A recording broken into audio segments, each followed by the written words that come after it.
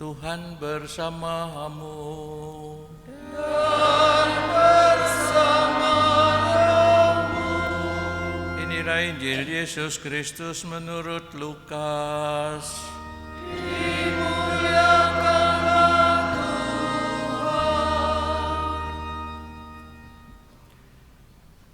Ketika genap waktu pentahiran menurut hukum Taurat, Maria dan Yusuf membawa kanak-kanak Yesus ke Yerusalem untuk menyerahkan dia kepada Tuhan.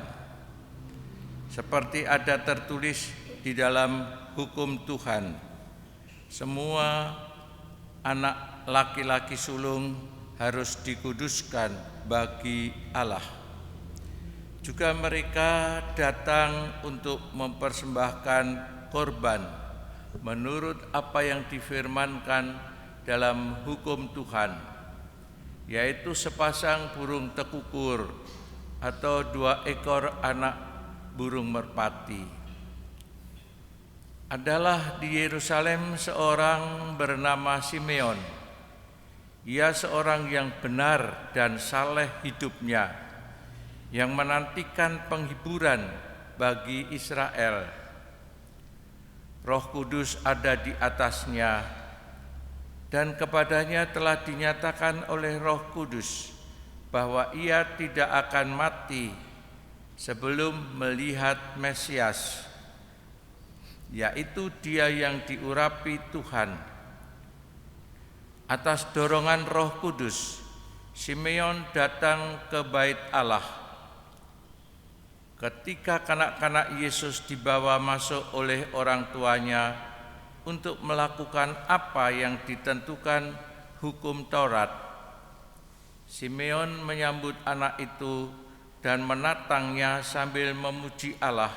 Katanya, "Sekarang Tuhan, biarkanlah hamba-Mu ini pergi dalam damai sejahtera sesuai dengan firman-Mu, sebab mataku telah melihat keselamatan yang daripadamu, yang telah Engkau sediakan di hadapan segala bangsa, yaitu terang yang menjadi pernyataan bagi bangsa-bangsa lain dan menjadi kemuliaan bagi umat-Mu Israel."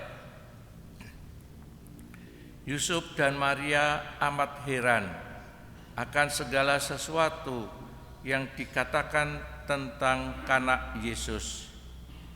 Lalu Simeon memberkati mereka dan berkata kepada Maria, ibu anak itu, "Sesungguhnya anak ini ditentukan untuk menjatuhkan atau membangkitkan banyak orang Israel, dan untuk menjadi suatu tanda yang menimbulkan perbantahan, dan suatu pedang akan menembus jiwamu sendiri, supaya menjadi nyata pikiran hati banyak orang." Demikianlah sabda Tuhan. Terpujilah Kristus.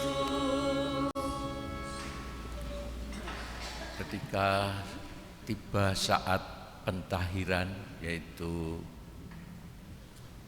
syukur dan memohon kebersihan hidup, Maria dan Yosef mempersembahkan anaknya, mensyukuri anak sulungnya,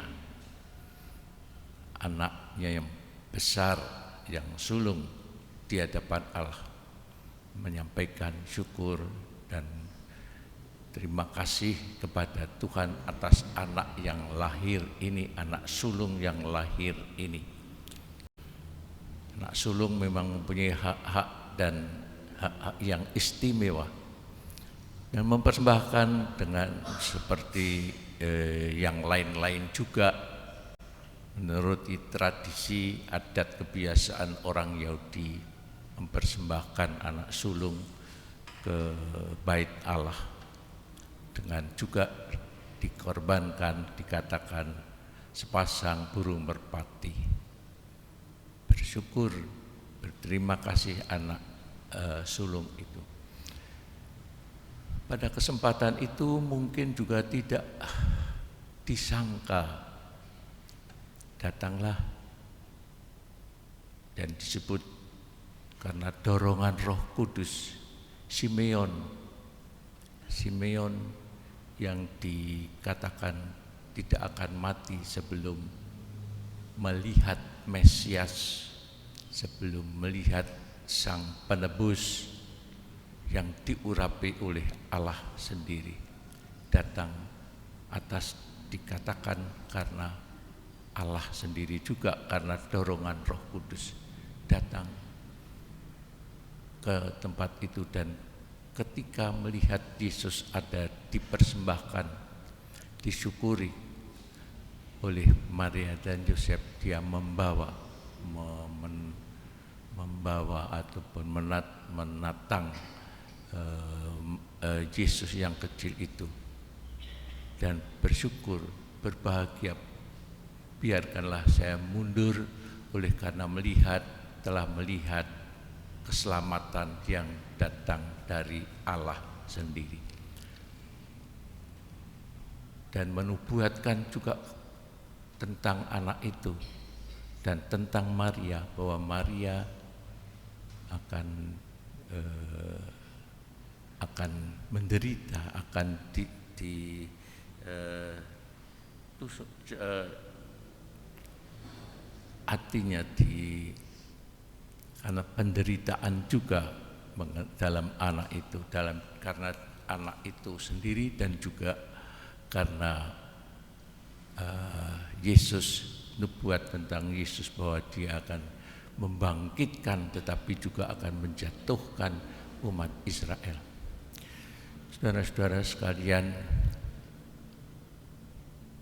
mungkin kebetulan ataupun mungkin memang menjadi kehendak Allah sendiri, Simeon datang ke tempat itu, ke Bait Allah di Yerusalem. Itulah karya Tuhan yang mungkin juga tidak begitu disadari, tetapi terjadi.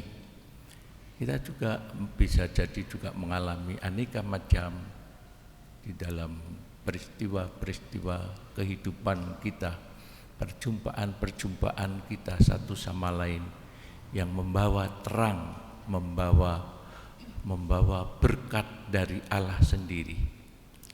Karena itu setiap kali juga kita menyampaikan pujian dan syukur kita sadari karya Allah di dalam kehidupan kita bersama. Seperti juga Yosef dan Maria tidak mengira, tidak menyangka bahwa Simeon akan hadir di dalam di Bait Suci di Yerusalem, dan juga menyampaikan syukur kepada Allah atas kelahiran anak itu. Marilah kita hening sejenak merenungkan sabda Tuhan.